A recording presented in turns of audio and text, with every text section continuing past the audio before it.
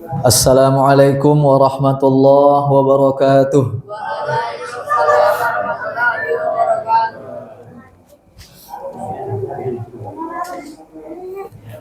Alhamdulillah, alhamdulillahilladzi hadana li hadza wa ma kunna linahtadiya laula an hadanallah. Asyhadu an la ilaha illallah wahdah la syarikalah wa asyhadu anna Muhammadan abduhu wa rasuluhu la nabiyya wa la rasula ba'dah. Qala Allah Ta'ala fi kitabihil karim ba'da a'udzu billahi minasyaitonir rajim. Bismillahirrahmanirrahim. Wa may ya'shu 'an dzikrir rahman nuqayyid lahu syaitan fahuwa lahu qarin. Wa qala ar-rasul sallallahu alaihi wasallam fi hadisih khairukum man ta'allamal Qur'an wa 'allamah. Wa qala ar-rasul fi haditsin ukhra may yuridillahu bihi khairan yufaqihu fid din. Sadaqallahul azim wa sadaqa rasuluhul habibul karim wa nahnu ala dzalika minasyahidin wasyakirin walhamdulillahi rabbil alamin. Bapak Ibu yang dirahmati Allah, alhamdulillah bersyukur kita kepada Allah Subhanahu wa taala. Malam ini Allah masih memberi kita nikmat kesehatan dan kesempatan dan juga nikmat iman yang mengantarkan kita kepada rumah Allah yang kita cintai ini untuk melaksanakan sebuah ibadah yang merupakan suatu perintah dari Allah. Kita laksanakan sholat wajib, sholat isya berjamaah, dan juga akan kita lanjutkan dengan sholat sunnah tarawih insyaallah. Kemudian salawat dan salam semoga selalu tercurah kepada Nabi kita tercinta, yakninya Nabi Muhammad sallallahu alaihi wasallam. Beliaulah yang telah berjuang, beliaulah yang telah bersusah payah, berjuang dengan diri dan harta beliau, dengan darah dan air mata. Beliau mengajarkan ayat-ayat Allah, menyampaikan risalah Allah, menegakkan undang-undang Allah di muka bumi ini. Sehingga hasil perjuangan beliau itulah Bapak Ibu yang zaman kita sekarang ini kita dapat rasakan nikmatnya Islam, indahnya Islam kita dapat rasakan. Itu berkat perjuangan beliau sallallahu alaihi wasallam. Maka patut kita bersalawat kepada beliau sebagai bentuk taatnya kita kepada Allah dan juga bentuk rasa syukur dan terima kasih kita kepada baginda Nabi besar Muhammad sallallahu alaihi wasallam. Allah yang perintahkan kita, innallaha wa malaikatahu yusalluna 'alan nabi ya ayyuhalladzina amanu sallu 'alaihi wa sallimu taslima. Sesungguhnya Allah dan para malaikatnya berselawat kepada Nabi. Maka hai orang-orang yang beriman, bersalawatlah kepadanya dan sampaikanlah sebaik-baik salawat dan salam. Bapak Ibu yang dirahmati Allah, mungkin dalam kesempatan dan waktu yang singkat ini kita bahas satu tema tentang Al-Quran. Karena syahrul Ramadan, syahrul Quran. Bulan Ramadan, bulannya Al-Quran. Jadi judulnya malam ini adalah pentingnya mengkaji Al-Quran.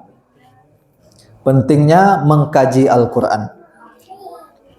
Bapak Ibu yang dirahmati Allah, kenapa penting mengkaji Al-Quran? Karena mengkaji Al-Quran itu merupakan perintah Allah. Kenapa penting mengkaji Al-Quran? Karena perintah Allah. Karena Allah yang nyuruh. Gampang, banyak ayatnya. Bahkan dalam salah satu ayat dalam surat Al-Qasas, ayat yang ke-85, Allah berfirman, innalladzi farada 'alaikal Qur'an. Sesungguhnya Allah lah yang telah mewajibkan kepadamu menegakkan hukum-hukum Al-Quran. Jadi menegakkan hukum-hukum Al-Quran itu hukumnya wajib. Mulai dari mempelajarinya, memahaminya, mengamalkan dalam kehidupan sehari-hari, itu hukumnya wajib. Kata Allah pakai kata-kata farada yang sering kita dengar dalam sehari-hari, fardu. Farada itu fardu artinya wajib. Kenapa fardu diartikan wajib? Padahal dia juga bahasa Arab, wajib juga bahasa Arab, fardu juga bahasa Arab. Kenapa wajib diartikan wajib, fardu juga diartikan fardu, saya tidak tahu. Tapi yang jelas fardu itu tingkatannya lebih tinggi dan lebih kuat daripada wajib. Kalau wajib artinya wajib, kalau fardu artinya lebih wajib atau sangat wajib. Mempelajari Al-Quran Bapak Ibu, hukumnya fardu atau wajib? Hukumnya fardu. Dalam surat yang ke-28, surat Al-Qasas ayat 85. Itu yang pertama, kenapa penting mengkaji Al-Quran? Karena Allah yang nyuruh, karena Allah yang memerintahkan. Kemudian yang kedua, kenapa penting mengkaji Al-Quran? Karena Bapak Ibu, orang kafir Yahudi dan Nasrani zaman kita sekarang ini sudah berhasil menghancurkan sendi-sendi Islam itu dari dalam. Kenapa? Ini saya jujur-jujur saja kepada kita, sesama umat Islam. Orang kafir Yahudi dan Nasrani sudah berhasil menghancurkan sendi-sendi Islam dari dalam. Buktinya apa? Dapat kita lihat pada zaman kita sekarang ini, orang Islam banyak yang tidak tahu Islam.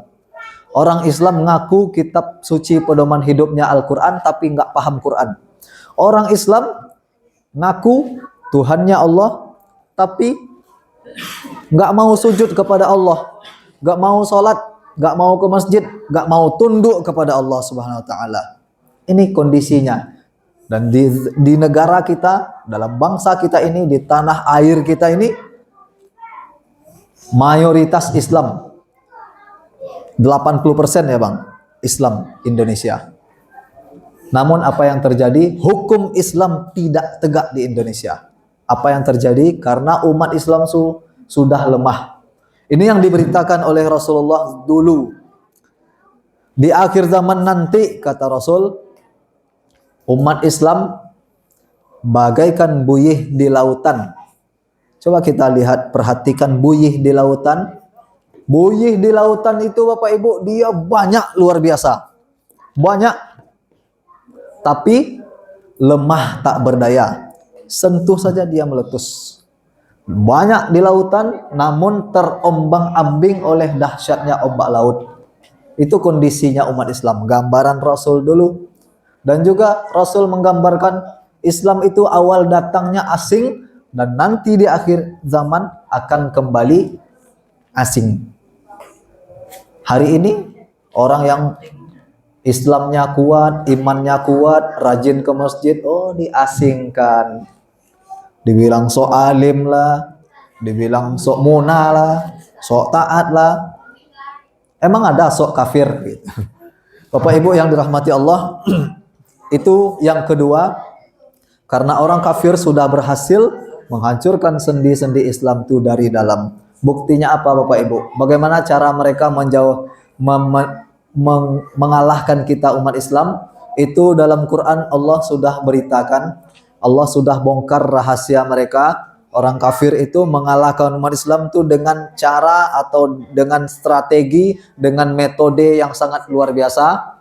Dalam surat yang ke-41, surat Fussilat, ayat yang ke-26, Allah beritakan, wa qala alladzina kafaru la tasma'u li hadzal qur'an walghaw fihi la'allakum taghlibun. Kata Allah, orang-orang kafir itu berkata sesama mereka dan berencana, la tasma'u li hadzal qur'an, jangan sampai mereka mendengarkan Al-Qur'an, jangan kamu tanggapi Al-Qur'an, walghaw fihi la'allakum taghlibun, dan buatlah kegaduhan pada Al-Quran itu supaya kamu dapat mengalahkan umat Islam. Itu kata mereka Bapak Ibu.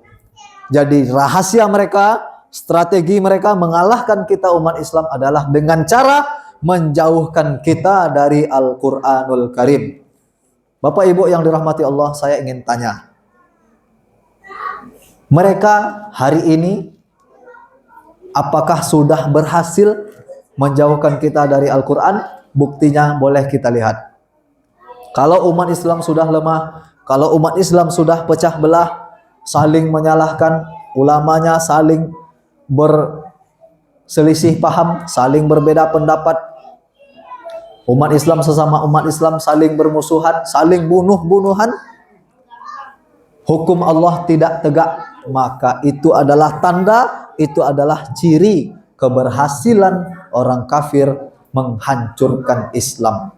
Bapak Ibu yang dirahmati Allah, dalam surat Ali Imran ayat yang ke-110 Allah berfirman, kuntum khaira ummatin ukhrijat lin-nasi ta'muruna bil ma'ruf wa tanhauna 'anil munkar. Umat Islam, kalian itu adalah umat yang terbaik yang dilahirkan untuk manusia karena kalian memerintahkan, mengajak kepada yang ma'ruf dan mencegah kepada yang mungkar. Itu fungsinya umat Islam, Bapak Ibu. Umat Islam fungsinya sebagai stabilisator kemakmuran bumi. Itulah arti dari umat Islam itu sebagai khalifah bumi. Khalifah bumi, pemimpin bumi, pengatur bumi, koordinator tegaknya hukum Allah di bumi. Hukum Allah, aturan Allah tegak di bumi, itu penanggung jawabnya adalah umat Islam.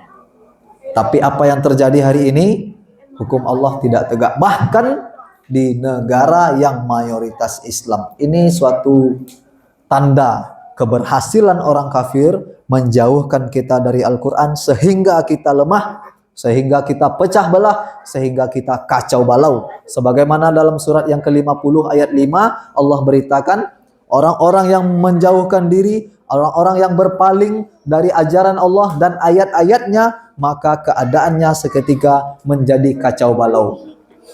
Bapak Ibu yang dirahmati Allah, mungkin yang terakhir, kenapa penting mengkaji Al-Quran? Karena Allah marah kalau kita tidak mau mempelajari Al-Quran. Salah satu kemarahan Allah dalam surat yang ke-47, surat Muhammad ayat 24, Allah berfirman, afala yatadabbarunal Qur'an am ala qulubin aqfaluha? Mengapa mereka tidak mau menghayati Al-Quran? Apakah dalam hati mereka sudah terkunci? Itu pertanyaan Allah, Bapak Ibu, yang perlu kita renungi. Apakah hati kita terkunci sehingga tidak mau mengkaji dan memahami kitab suci, pedoman hidup kita, yang kita akui sebagai imam kita, sebagai penunjuk jalan kita, sebagai peta untuk kita menuju surga. Bapak Ibu yang dirahmati Allah, mungkin itu yang dapat kami sampaikan di waktu yang singkat ini. Banyak maaf. Billahi taufik wal hidayah. Wassalamualaikum warahmatullahi wabarakatuh.